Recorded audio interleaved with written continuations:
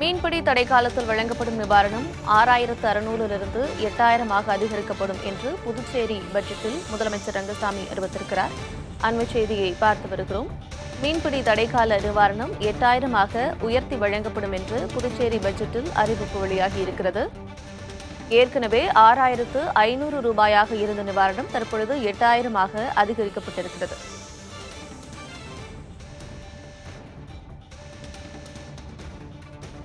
மழைக்கால நிவாரணம் 3000 6000 உயர்த்தி வழங்கப்படும் என்றும் அந்த அறிவிப்பில் வெளியாகியிருக்கிறது. மானிய விலையில் கோதுமை, சர்க்கரை, பருப்பு, எண்ணெய் ஆகியவை வழங்கப்படும் என்றும் முதலமைச்சர் ரங்கசாமி பட்ஜெட்டில் அறிவித்திருக்கிறார். அமைப்பதற்கான ஒப்பந்த புள்ளிகள் கோரப்படும். புதுச்சேரியில் பயணியர் படகு செய்வதற்கான விருப்பமுள்ள நீர் விளையாட்டு தொழில் முனைவோர்கள் ஊக்குவிக்கப்படுகின்றனர். டிரைவிங் மற்றும் பயணியர் படகு சேவைகளை இயக்க சுற்றுலா படகு இயக்குபவர்களுக்கு உரிமம் புதுப்பித்து வழங்கப்பட்டுள்ளது. உணவு மற்றும் உறைவிட வசதியுள்ள 33 நிறுவனங்கள் அரசால் அங்கீகரிக்கப்பட்டுள்ளது. மாதாந்திர சுற்றுலா நிகழ்ச்சிகளாக சாகச விளையாட்டுகள். புதுச்சேரி பட்ஜெட் அறிவிப்புகள் வந்து கொண்டிருக்கின்றன. விவரங்களோடு இணைந்திருக்கிறார் செய்தியாளர் ரஹ்மான். அவரோடு பேசலாம். ரஹ்மான், மானிய விலையில் கோதுமை, சர்க்கரை, பருப்பு, எண்ணெய் ஆகியவை வழங்கப்படும் என்றும் பட்ஜெட்டில் தெரிவிக்கப்பட்டிருக்கிறது. இது தவிர நிறைய அறிவிப்புகளும் வெளியாகி கொண்டிருக்கிறது. என்னென்ன அறிவிப்புகள்? கார்த்திகா, புதுச்சேரி முதலமைச்சர் ரங்கசாமி 12,700 கோடி ரூபாய்க்கான பட்ஜெட்டை தாக்கல் செய்திருக்கின்றார்கள். இந்த பட்ஜெட்டை தாக்கல் செய்வதற்கு முன்பாக 3வது முறையாக பிரதமராக பதவியேற்றிருக்கிற மோடிக்கு அவர் வாழ்த்தை தெரிவித்திருக்கின்றார். இருந்த போதிலும் புதுச்சேரியை பொறுத்தவரை உள்நாட்டு நிதி வருவாயாக 6914 கோடியாகவும் மத்திய அரசின் கொடையாக 3268 கோடியாகவும் இந்த பட்ஜெட்டில் இறுதி செய்யப்பட்டிருப்பதாக தெரிவித்திருக்கின்றார்.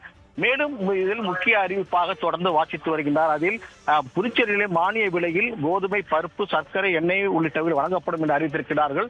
ஏனென்றால் புதுச்சேரியிலே கிட்டத்தட்ட 6 ஆண்டுகளாக நியாய விலை கடைகள் எதுவும் திறக்கப்படாமல் மூடப்பட்டிருக்கின்றது.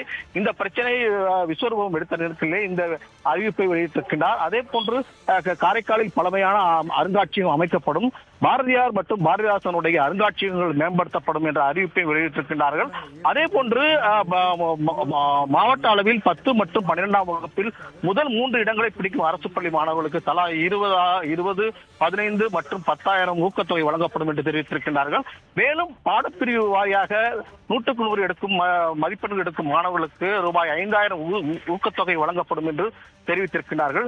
தொடர்ந்து மீன்பிடி தடைக்கால நிவாரணமாக ரூபாய் 6500 8000 உயர்த்தி வழங்கப்படும் என்றும் அறிவித்திருக்கிறார்கள். அது மட்டுமல்லாமல் புதுச்சேரியில் ஆயுஷ் மருத்துவ பூங்கா அமைக்க நடவடிக்கை எடுக்கப்பட்டுள்ளது என்றும் தெரிவித்திருக்கிறார்கள். மேலும் காரைக்காலில் உள்ள அரசு தலைமை பொது மருத்துவமனையை புதிய கட்டிடம் கட்டப்படும் என்ற அறிவிப்பை படித்து வருகின்றார்கள். தொடர்ந்து பட்ஜெட்டை வாசித்து வருகின்றார்கள். இருந்த போதிலும் இந்த பட்ஜெட் ஆனது புதுச்சேரியில் ஆளும் தேசிய ஜனநாயக கூட்டணியிடையே உறுதிப்பாட்டை நிலைப்படுத்தக்கூடிய ஒரு பட்ஜெட்டாக இருக்கின்றது. இதை இன்று காலை புதிய தலைமுறையில் வெளியான செய்தி தொகுப்பில் நாம் வெளியிட்டிருந்தோம். அதை உறுதிப்படுத்தும் விதமாகத்தான் இந்த பட்ஜெட் கூட்டத்தொடர் தொடங்குவதற்கு முன்பாக பாரதிய ஜனதா கட்சியுடைய சட்டமன்ற உறுப்பினர்கள் கூட்டாக செய்தியாளர்கள் சந்தித்தார்கள். அப்போது முதலமைச்சர் ரங்கசாமி டெல்லிக்கு சென்று பிரதமர் தலைமையில் நடைபெற்ற நிதி ஆயோக் கூட்டத்தில் பங்கேற்று எந்தவித நிதியும் கேட்கவில்லை. ஆனால் ஆந்திரா உள்ளிட்ட மாநிலங்களுக்கு நிதி ஒதுக்கீடு செய்யப்பட்டிருப்பதாக பரவலாக குற்றச்சாட்டு எழுதி வருகிறது. ஆகவே புதுச்சேரியில் பாரதிய ஜனதா கட்சிக்கு கெட்ட பெயரை ஏற்படுத்தும் முயற்சியில் ஈடுபட்டு வருகிறார்கள் என்ற ஒரு கருத்தை தெரிவித்திருக்கின்றார்கள். இது புதுச்சேரியில் பாரதிய ஜனதா கட்சிக்கும் என்ஆர் காங்கிரஸ் கட்சிக்கும் இடையே ஒரு மோதலை வலுப்படுத்தியிருக்கின்றது. இருந்த போதிலும் இந்த பட்ஜெட் அறிவிக்கு பிறகாக ஆளும் என்ஆர் காங்கிரஸ் கட்சி கூட்டணி இருக்கிற ஒரு கட்சி தங்களுடைய எதிர்வினை ஆற்றுவார்கள் என்று தெரிகின்றது. ஆகவே பொறுத்திருந்து பார்ப்போம்.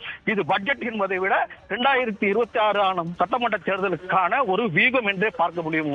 கார்த்திகா, ரஹ்மான், நிறைய அறிவிப்புகள் வெளியாகி கொண்டிருக்கிறது. இது தவிர நிறைய யூகங்களும் வெளியாகி கொண்டிருக்கிறது. விவரங்களை வழங்கியமைக்கு நன்றி. மீண்டும் இணையலாம்.